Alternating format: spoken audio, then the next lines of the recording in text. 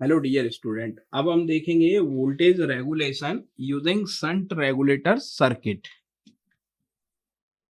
Concept क्या है? यहाँ पे ट्रांजिस्टर का यूज होगा और ट्रांजिस्टर लोड के साथ पैरेलल में कनेक्ट होगा। तो सर्किट में हम देख सकते हैं यहाँ पे कि सर्किट कैसे ड्रॉ करना है इसका।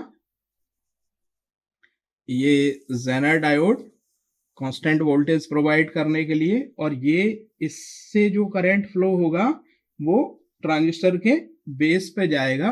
तो यहाँ पे ये ट्रांजिस्टर लोड के साथ पैरेलली कनेक्ट है। देख सकते हैं यहाँ पे ये लोड के साथ पैरेलली कनेक्शन में आएगा और यहाँ पे इस तरह से ये कनेक्ट हो जाएगा। यहाँ plus minus unregulated DC supply, that means input supply provide करेंगे। ये RS resistance plus minus VZ voltage यहाँ होगा। यहाँ IB करंट फ्लो होगा, जो जेनर डायोड से करंट फ्लो होगा वो ट्रांजिस्टर का बेस करंट होगा। यहाँ पे V बेस एमीटर, IC, और यहाँ लोड करंट, और ये output voltage, that means V out कह सकते हैं यहाँ पे, आउटपुट वोल्टेज लोड के अक्रॉस। और ये पूरा जो असेंबली है इसको हम कह सकते हैं कि शंट रेगुलेटर सर्किट है। ये शंट रेगुलेटर, तो इसको कह सकते हैं शंट रेगुलेटर। तो ये बेसिकली शंट रेगुलेटर की तरह काम करेगा यहाँ पे। अब यहाँ पे देखेंगे तो वोल्टेज ड्रॉप जो है ना, सीरीज रेजिस्टेंस, यहाँ वोल्टेज ड्रॉप सीरीज रेजिस्टेंस, ये लोड को जो करंट सप्लाई होगा उस पर डिपेंड करेगा, क्योंकि यहाँ का जो करंट फ्लो करेगा वो इससे यहाँ पे जो RS पे करंट जो फ्लो करेगा वो लोड करंट पे, लोड करंट अगर कम जाना हो रहा है तो इस RS पे भी इफेक्ट पड़ना चाहिए, जो कि जेनर डायोड ये जो शंट रेगुलेटर सर्किट मेंटेन करेगा।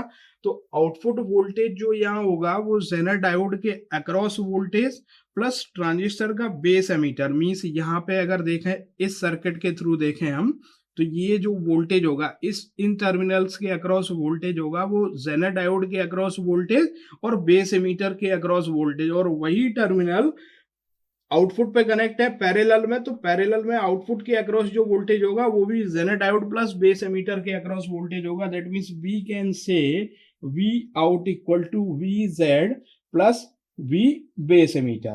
तो ये वोल्टेज आउटपुट मेंटेन करेगा।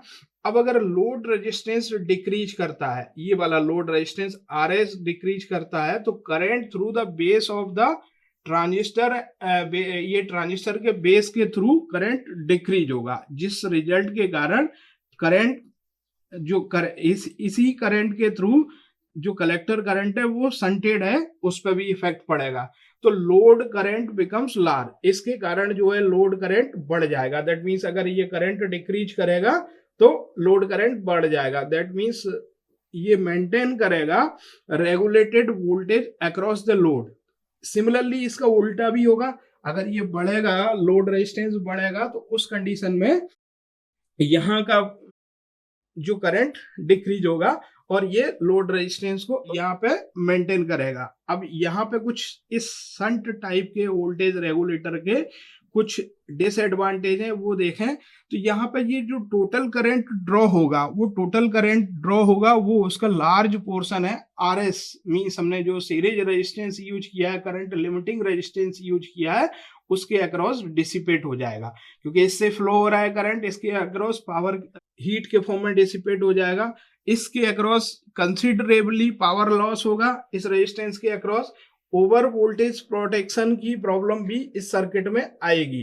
तो इसके कारण से हम शंट वोल्टेज रेगुलेटर को कम प्रेफर करते हैं, इसके बजाय हम सीरीज वोल्टेज रेगुलेटर को प्रेफर करते हैं, जो हम देखेंगे नेक्स्ट सेक्शन में, सीरीज वोल्टेज रेगुलेटर। तो यहाँ पे शंट वोल्टेज रेगुलेटर था, कॉन्सेप्ट क्या था शंट वोल्टेज रेगुलेटर के, कि लोड के साथ पैरेलल में एक ट्रांजिस्टर सर्किट जेनर डायोड के साथ कनेक्ट है, जो कि इसे रेगुलेशन प्रोवाइड कर रहा है। तो मेजर प्रॉब्लम, मेजर ड्रॉबैक यहाँ पे क्या है कि जो current limiting resistance RS use किया है उसके अक्रॉस यहाँ पे वोल्टेज ड्रॉप जाना हो रहा है, उसके across power drop, power dissipation जाना हो रहा है, इसलिए ओवर वोल्टेज प्रोटेक्शन भी नहीं है, इसलिए हम इसको शंट वोल्टेज रेगुलेटर को कम प्रेफर करते हैं, इसकी बजाय सीरीज वोल्टेज रेगुलेटर को प्रेफर करते हैं। Thank you.